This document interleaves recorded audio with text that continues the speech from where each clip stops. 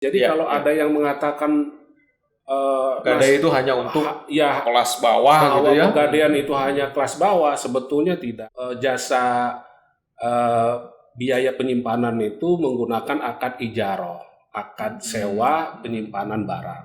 Nah, ini istilahnya di dalam Islam itu disebutnya dengan mu'nah.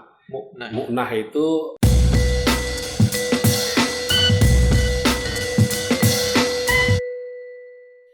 Assalamualaikum warahmatullahi wabarakatuh. Jumpa lagi di BES, Bincang Ekonomi Syariah Terkini. Pada kesempatan ini kita akan membahas satu hal yang sudah biasa sebetulnya dikenal oleh masyarakat, ya, yaitu tentang gadai. Namun di kesempatan kali ini kita akan bahas lebih mendalam tentang gadai dalam perspektif Islam yang kita kenal dengan gadai syariah. Mungkin sebelumnya ya teman-teman yang terlibat dalam penyelenggaraan program ini insya Allah sudah dalam kondisi sehat, ya. Kita sudah menjalankan protokol kesehatan, semuanya sudah di swab antigen dan kita juga tetap menjaga jarak, ya. Kita mencuci tangan, kemudian juga mengenakan masker. Untuk membahas terkait dengan gadai ini, kita sudah menghadirkan seorang peneliti senior dari STIEF, yaitu Bapak Dr. Ade Sofyan Mulajid. Apa kabar, Pak? Baik, alhamdulillah sehat, Pak Ade. Gimana Pak Ade kabarnya hari ini? Alhamdulillah sehat, Pak Ade. Aktivitasnya apa aja nih, Pak Ade? Baik. Oh, boleh Pak Ade ini? Boleh mohon izin ya. Silakan dulu maskernya. Baik. Terima kasih, Pak Ade. Iya, Pak. Baik, ya, kegiatan seperti biasa, nggak jauh dari kegiatan Tridharma Perguruan Tinggi. Alhamdulillah ngajar sudah selesai, tinggal input nilai. Kemudian juga penelitian masih terus berjalan karena alhamdulillah tahun ini saya juga dapat bantuan ini. Wah, luar biasa untuk penelitian. Kemudian juga ya pengabdian masyarakat, salah satunya ini melalui podcast untuk mengedukasi masyarakat ya, mengenai literasi keuangan syariah ini kan masih sangat diperlukan untuk literasi keuangan syariah ini. Oke, saya dengar kalau saya tidak salah saya juga lihat di YouTube ya, Pak Ade punya channel sendiri juga tuh. Ya, Bisnis Institute ya. Ya, kecil-kecilan Pak Ade untuk model pembelajaran mahasiswa aja sih sebetulnya ya. Supaya mahasiswa itu dapat panduan seperti apa sih kalau membahas tentang pariwisata syariah gitu ya. Jadi tidak hanya gadai ya, Pak ya? Tidak hanya biasa, Pak Ade. Iya, jadi bisa dilihat dari channel YouTube saya. Ya, channel YouTube Bisnis Syariah Institute. Bisnis Syariah Institute ya, BSI ya. Ada sekarang kan BSI, Bank Syariah Indonesia. Tapi ini Bisnis Syariah Institute nih, menarik. Kalau bicara Pak Ade ini menarik sebetulnya. Pak Ade ini kombinasi, beliau akademisi, kemudian peneliti, ya, beliau juga pelaku bisnis ya yang berkonsentrasi khusus di bidang bisnis syariah. Alhamdulillah Pak Ade ya. Punya travel ya kalau tidak salah. Ya. Gimana tuh Pak kondisi saat ini? Ya, ini yang paling terpukul di saat pandemi COVID ini adalah bisnis travel, Pak Ade. Karena kita mau memberangkatkan jamaah umroh ini juga nggak bisa karena belum diizinkan ya oleh pemerintah kerajaan Saudi. Kemudian juga untuk jalan-jalan halal. Al-Aqsa itu? Ya, termasuk Masjidil Aqsa. Karena ini problemnya bukan ini aja, Pak Ade. Bukan karena tidak ada jamaah yang mau berangkat, bukan itu, tapi regulasi di negara tujuan ya tempat destinasi wisata itu memberlakukan vaksinnya harus sesuai dengan merek tertentu ya. Merek tertentu yang dibolehkan itu kan vaksin yang dari Eropa ya, seperti Johnson & Johnson, kemudian Moderna, kemudian AstraZeneca, kemudian juga Pfizer gitu Pfizer ya. Iya, Pfizer. Jadi kita sulit juga Pak De untuk bisa memberangkatkan jamaah karena aturannya tapi saya dengar peminatnya tetap ada ya dalam banyak sekali Pak De. Mereka ya mungkin rindu ya untuk melaksanakan ibadah umroh, kemudian juga mengunjungi Masjidil Aqsa gitu ya. Jadi ya untuk sementara kita tiarap dulu deh. Tiarap dulu ya. Ini demi menjaga kesehatan terutama itu yang harus kita jaga. Utamakan. Ya, terutama itu Pak. Tapi kalau riset tadi, topiknya tahun ini apa Pak? Ya, alhamdulillah nih Pak Adek, saya meneliti tentang dampak pandemi COVID terhadap kebijakan program Kementerian Agama dalam pemberdayaan ekonomi pondok pesantren. Nah, ini kan banyak pondok pesantren yang di bawah binaan Kementerian Agama. Bagaimana pondok pesantren itu ya bisa menumbuh kembangkan semangat jiwa kewirausahaan. Salah satunya diberikan dana stimulan untuk membangun BMT, kemudian koperasi pondok pesantren, termasuk juga pelatihan untuk SDM-nya. Jadi santri-santri maupun juga para ustadznya, para pengajarnya itu memang diberdayakan, dibina, termasuk juga di sektor pertanian Pak, karena kan pondok pesantren itu umumnya dia punya lahan tidur ya, lahan yang bisa dikembangkan supaya lebih produktif gitu. Ini tidak hanya pesantren-pesantren yang dalam tanda petik ya, ada pesantren modern, ada pesantren tradisional gitu ya. Tapi ini semua diberdayakan. Itu kan banyak sekali Pak Ade. Iya betul. Ruang lingkup risetnya luar biasa. Iya itu Pak Ade. Makanya kita akan survei ya, karena sekarang pandemi begini ya kita nanti bisa lewat inilah ya, mungkin online ya. Oke, Pak Ade. Terima kasih sudah hadir di BES. Hari ini kita akan bahas satu topik yang mungkin ini pengalaman dan sepengetahuan saya gitu. Dulu orang tua saya gitu ya, kakek nenek mungkin kalau menghadapi Lebaran, Idul Fitri atau Idul Adha, kadang-kadang lagi nggak punya duit gitu, nggak punya duit. Dan sebenarnya karena kan kalau orang kampung katanya punya simpenannya itu ya tadi berupa perhiasan misalnya, kemudian kadang perabot rumah tangga, kadang ini hanya punya kain gitu, tapi kain itu ya berharga lah. Nah kemudian apa yang dilakukan? Nah, mereka bawa nih barang ini ke Pegadaian. Nah, kalau saya tahunya Pak Gade dulu Pak. Istilahnya Pak Gade gitu ya. Kalau di Tatar Sunda itu Pak Gade gitu. Pak Gade terkenalnya. Nah, kemudian mereka menggadaikan asetnya tadi. Kemudian mereka mendapatkan uang. Nah kita akan bahas terkait hal itu ya. Mungkin Pak Ade bisa jelaskan dulu dari sebagai peneliti ya. Pak Ade bisa menjelaskan dari apa sih sebetulnya yang disebut dengan gadai ya. Kemudian sekarang berkembang nih ya. Di negara kita berkembang gadai yang berdasarkan kepada prinsip-prinsip syariah. Mangga Pak Ade, dimulai dari gadai dulu lah. Baik. Apa sih gadai? Baik, terima kasih. Gadai dalam Islam itu dikenal dengan istilah rohan Pak.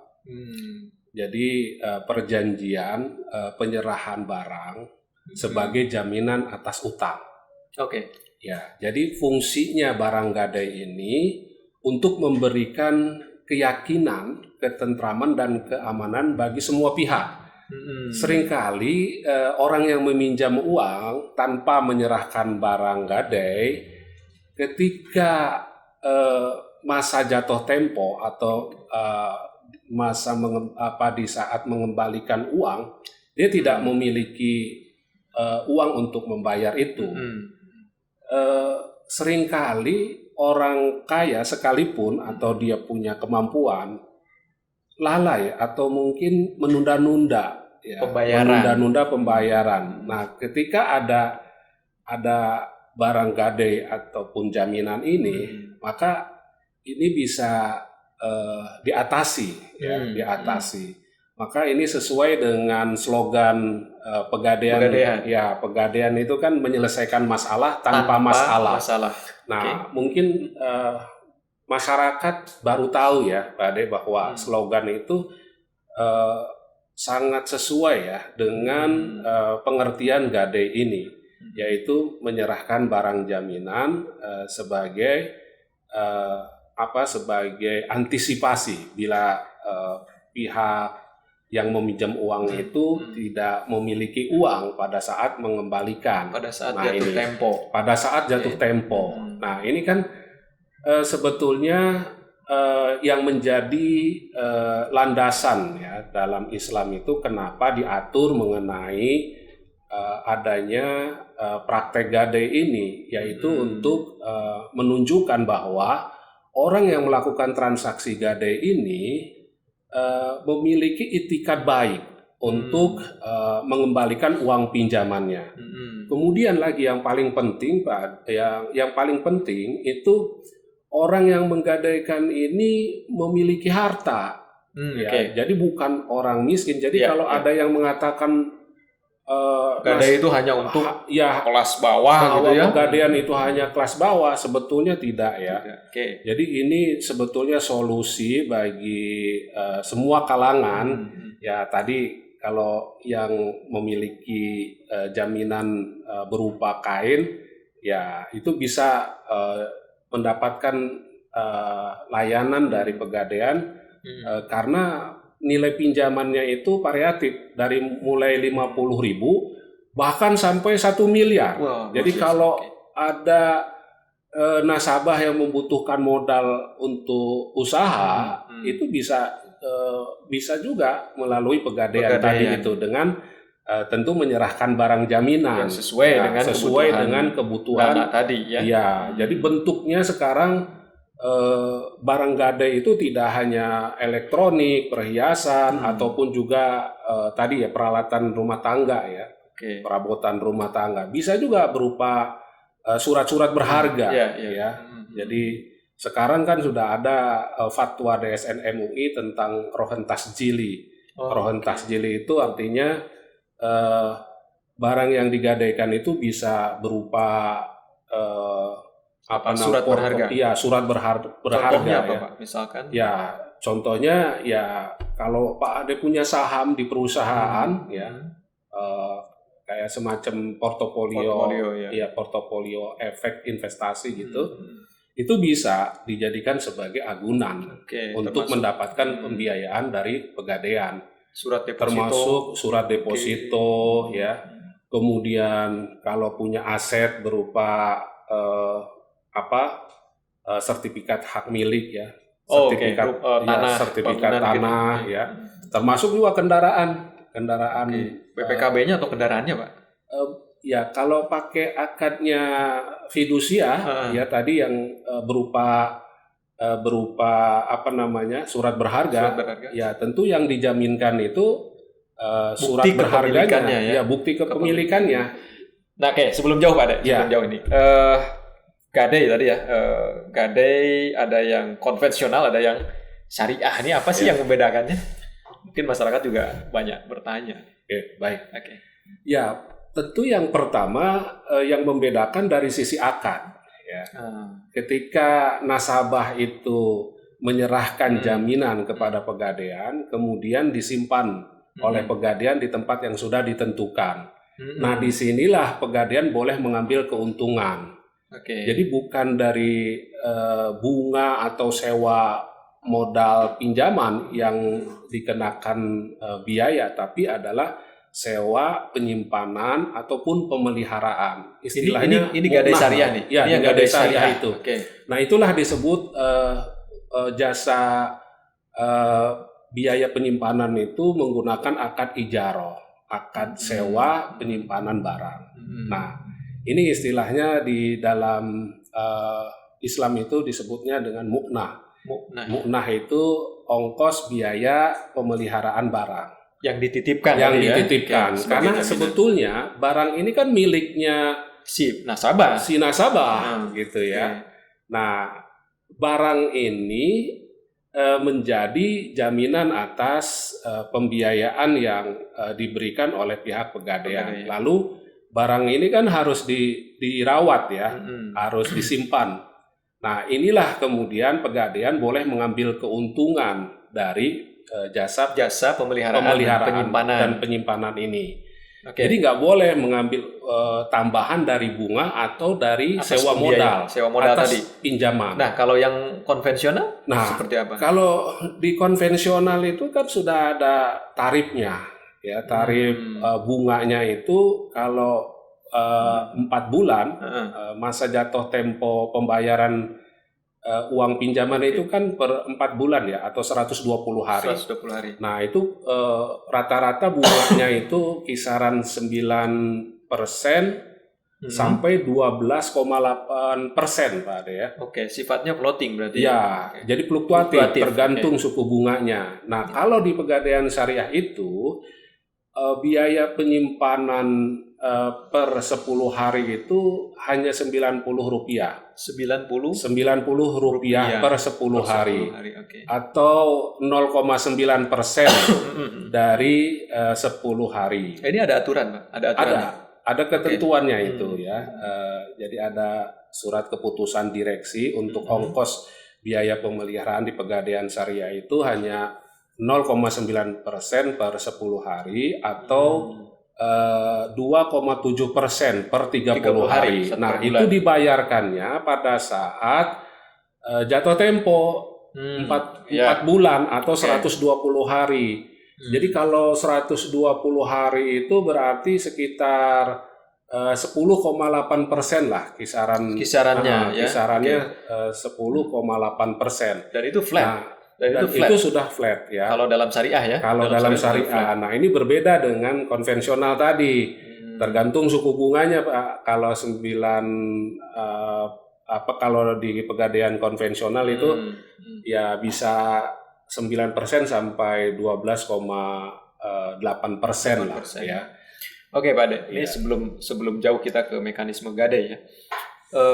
Apa sih ada landasan hukum barangkali pegadaian khususnya di kita lah di Indonesia ya, apakah yang konvensional ataupun yang syariah, apa landasan hukum? Ya, sebetulnya landasan hukum dibolehkannya gadai dalam Islam itu dapat ditemukan di dalam Al-Quran surat Al-Baqarah ayat 283.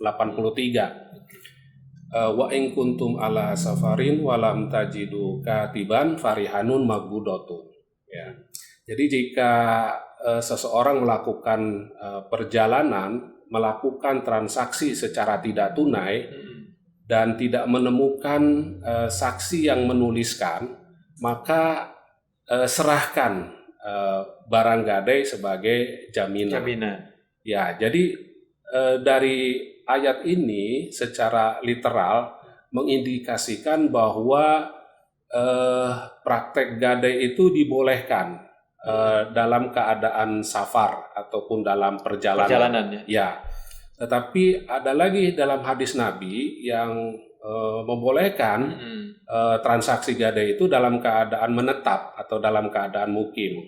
Ya, contohnya hadis Nabi istaro min Yahudi to'aman warohnahu dar'an min hadid. Nah, jadi Nabi pada waktu itu Pak menggadaikan baju yang terbuat dari besi. Baju perang ya? Baju perang ya? Iya, baju perang ya. Kalau sekarang mungkin nilainya sama kayak baju perang itu ya masuk kategori barang berharga lah ya. Iya, barang berharga. Nah, ini berarti praktek gadai itu bisa dilakukan baik dalam keadaan sedang dalam perjalanan maupun dalam keadaan mukim. Begitu. Seperti itu Pak Ade. Kemudian juga tentu landasan hukum praktek gadai itu merujuk kepada fatwa DSN MUI ya. Oke, ini yang syariah ya. Jadi menurut fatwa DSN MUI itu ada dalam fatwa nomor 25 tahun 2002 tentang rohan. Kemudian juga fatwa DSN MUI nomor 26 tahun 2002 tentang rohan emas. Rohan emas beda ya. Ada tersendiri ya. Jadi untuk emas tersendiri ya. Nah, rohan emas ini sebetulnya yang mengajukan itu adalah perbankan syariah ya Pak Ade. Jadi bukan dari pegadaian. Karena dulu kan mungkin pernah dengar ya, di perbankan syariah ada Gade Emas ya. Nah, ini sebetulnya produk Gade Emas ini produk perbankan, ya, bukan produk pegadaian, bukan produk pegadaian, tetapi produk Gade Emas di perbankan ini kan nggak begitu direspon oleh masyarakat ya. Sehingga tidak akhirnya populer, ya. Iya, sekarang ya perbankan syariah ini hanya sebagai tambahan aja, suplemen aja, jadi tidak gini, fokus Pak, untuk mengambil tidak fokus untuk mengembangkan hanya dari biaya jasa penitipan aja gitu. Jadi memang karena tadi ya, karena mungkin gadai ya pegadaian kan gitu ya. Iya, betul. Jadi memang image masyarakat juga sudah terbentuk seperti itu. Nah, kita kembali lagi tadi ke landasan tadi hukum secara hukum Islam tadi ya. Ya. Kemudian dari sisi regulasi yang dibangun oleh negara. Ya. Apa landasan hukum dari pegadaian ini, Pak? Ya. Nah, sekarang sudah ada peraturan pemerintah nomor 51 tahun 2011 tentang perubahan bentuk badan hukum Perum ya, perusahaan umum pegadaian menjadi Persero. PT Persero. PT Persero. Nah, inilah status badan hukum yang baru itu memberikan ruang kesempatan yang lebih besar. Ini berlaku bagi yang konvensional maupun yang syariah. Ya, karena di dalam pasal 2 dijelaskan bahwa maksud dan tujuan didirikannya pegadaian untuk menyalurkan pembiayaan berdasarkan hukum gadai dan fidusia baik secara konvensional maupun syariah. Nah, ada kata-kata syariah Pak Ade di dalam pasal 2 peraturan pemerintah nomor 51 Jadi ini. Itu yang membuka peluang bagi bisnis pegadaian syariah ya. Betul. Selama ini kan pegadaian syariah sebelum adanya PP nomor 51 itu kan dia integral bagian daripada pegadaian konvensional ya. Karena waktu itu kan dasar hukumnya baru peraturan pemerintah nomor 103 tahun 2020 ya.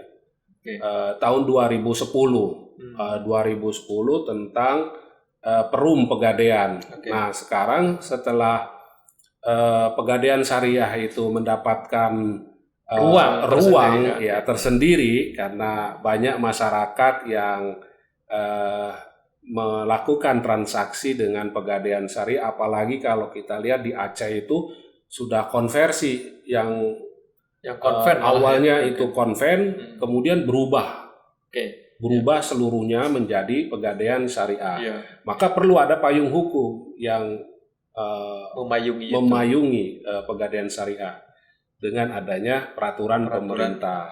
Ya. Nah ini saya melihat itu di lapangan ya. Saya melihat di lapangan bahwa pegadaian ini kan sekarang tidak lagi dimiliki oleh pemerintah. Tidak hanya BUMN lah ya, tapi kemudian juga berkembang pegadaian baik konvensional maupun yang syariah, pegadaian swasta. Ya. Nah, Pak Ade sebagai peneliti melihat perkembangan ini bagaimana, Pak? Dengan adanya peraturan OJK yang membolehkan sektor swasta untuk bermain di usaha gadai gitu ya Pak Ade. Ini kan tentu disambut baik lah oleh pelaku usaha. Karena dulu terkesan ya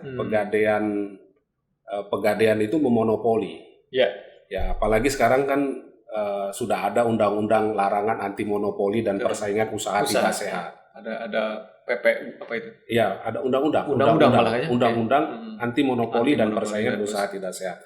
Nah, supaya perusahaan pegadaian ini tidak dikatakan monopoli, maka OJK mengeluarkan kebijakan membolehkan sektor swasta untuk masuk ya. Nah, sebetulnya ini memberikan dampak positif Pak bagi pegadaian itu sendiri, karena kalau tidak ada kompetitor, tentu ini pegadaian itu tidak bisa bersaing ya, tidak efektif atau tidak kreatif di dalam hal mengembangkan usahanya. Betul. Nah, ditambah lagi jadi mendorong inovasi ya Pak? Iya, sebetulnya itu Pak, bisa mendorong inovasi agar pegadaian yang dikelola oleh pemerintah, dalam hal ini di bawah BUMN ya, itu supaya bisa lebih inovatif lagi, lebih kreatif lagi gitu. Iya. Karena harus bersaing kan dengan sektor swasta. Dan ini saya melihat barang yang digadaikannya pun kemudian semakin beragam, beragam. Lebih variatif. Barang elektronik, handphone, kemudian laptop, gitu ya, dan ya banyak lah. Saya kira di pinggir-pinggir jalan sekarang ini kan berkembang tuh. Ya walaupun memang di satu sisi juga ada yang ilegal ya Pak ya. Iya. Oke Pak Ade, kita ini dulu ya, kita rehat dulu sejenak. Baik. Ini menarik, saya kira pemirsa, nanti kita lanjutkan masih dengan topik yang sama. Dan ini semakin hangat saya kira ya pembicaraannya, dan ini insya Allah ini bisa memberikan pencerahan kepada masyarakat secara luas. Oke, kita break dulu.